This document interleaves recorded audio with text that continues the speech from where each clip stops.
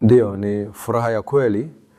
Ninashukuru sana kwa nafasi ya kushiriki injili wakati huu.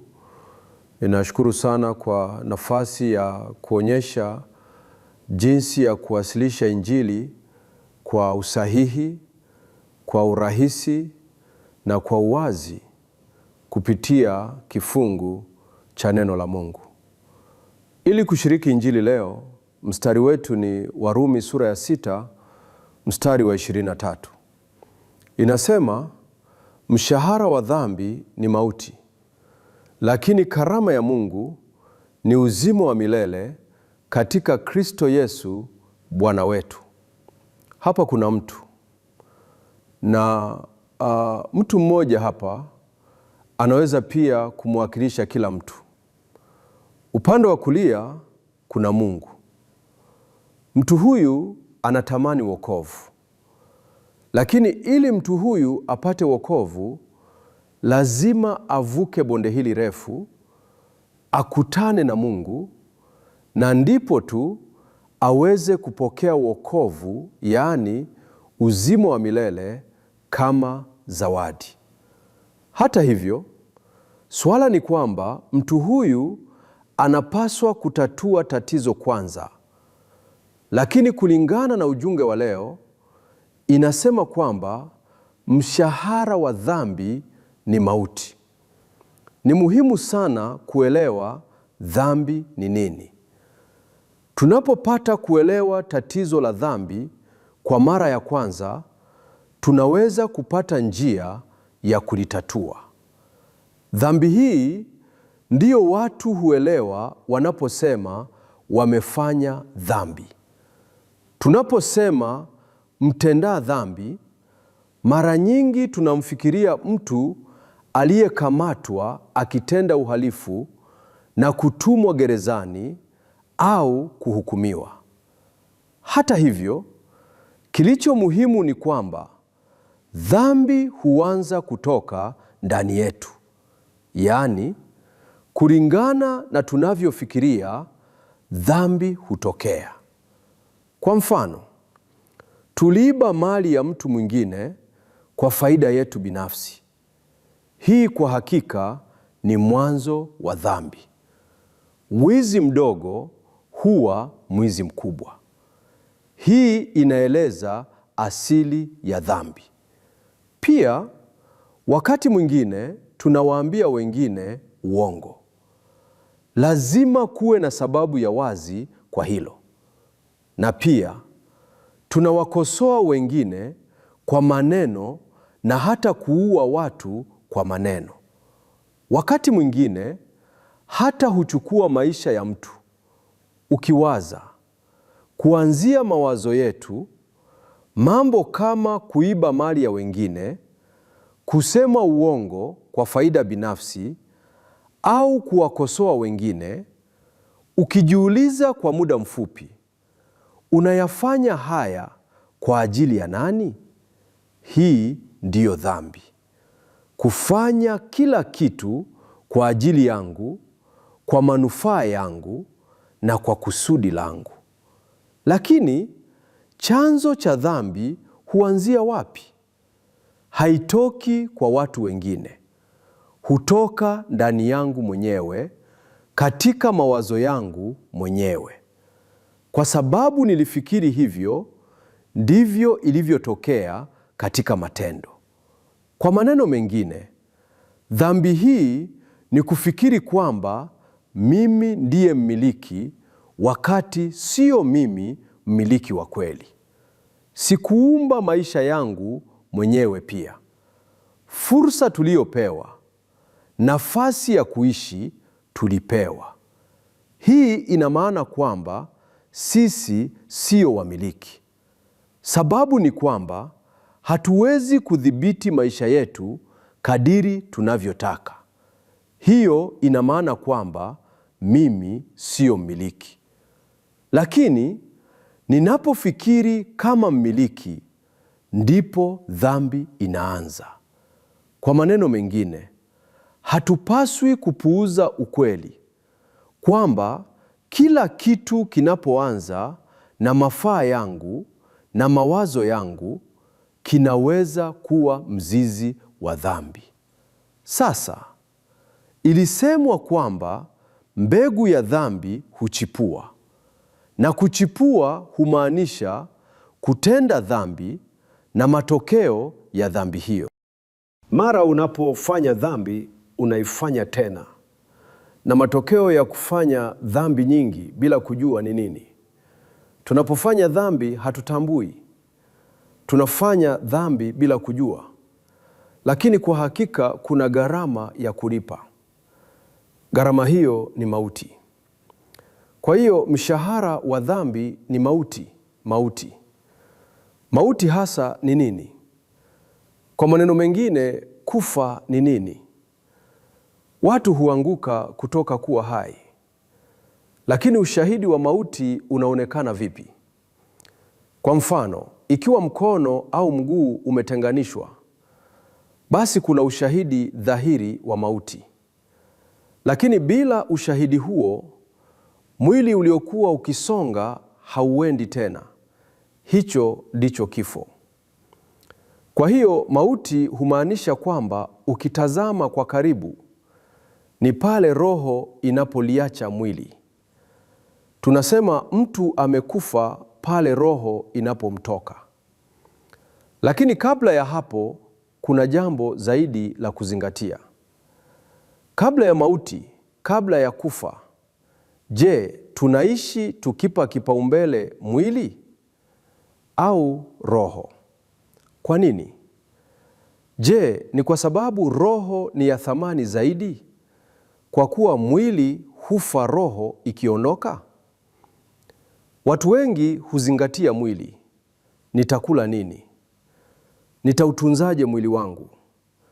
Nitakuwa na afya vipi? Sivyo? Kwa hiyo kuna njia ya kupata wokovu. Na unajiuliza, unaweza kuokokaje? Hivyo mwanzoni watu wanafanya matendo mema, sivyo? Kuna watu wengi wanaojaribu kufanya mambo mema kwa njia mbalimbali. Lakini tatizo ni, je, unaweza kupata wokovu kupitia matendo mema haya? Kwa maneno mengine, mtu anaweza kumfikia Mungu kupitia matendo mema? Jibu ni hapana. Kwa nini? Kwa sababu tatizo la msingi halijatatuliwa. Pia baadhi ya watu wanajaribu mafanikio. Je, tunaweza kupata wokovu kwa kuishi maisha yenye mafanikio? Kupata heshima kupitia maisha hayo? Na hatimaye kusimama mbele za Mungu? Lakini hata kwa mafanikio haya, tatizo la msingi halitatuliwi. Hata kwa heshima, haiwezekani kupokea neema ya wokovu mbele za Mungu. Kisha watu hugeukia falsafa. Mimi pia nilifikiri sana kuhusu falsafa, ingawa sikusomea falsafa shuleni. Labda kila kijana hufikiria kuhusu hili angalau mara moja. Maisha ni nini hasa? Asili ya vitu vyote ni nini? Matatizo yatatatuliwaje? Tulikotoka ni wapi? Na tunakoenda ni wapi? Wanafikiri sana. Kwa hiyo wanafalsafa wengi wametokea. Je, unaweza kumfikia Mungu kupitia wanafalsafa hawa na falsafa? Haiwezekani. Unaweza kupata ufahamu fulani, lakini kupata wokovu haiwezekani. Pia ukiangalia hapa, kuna dini nyingi. Kweli, kuna nyingi ambazo hatuwezi kuzihesabu. Hivyo nchi yetu ina dini nyingi, kama Ubudha, Ukonfyusi na kadhalika. Jambo moja kuhusu dini hizi ni kwamba hufundisha mambo mengi mazuri. Ni nadra sana kusema watu wauawa. Hii ndiyo tofauti kuu kati ya Ukristo na dini nyingine. Fanyeni mema. Kuweni na huruma kwa watu. Wahudumieni watu.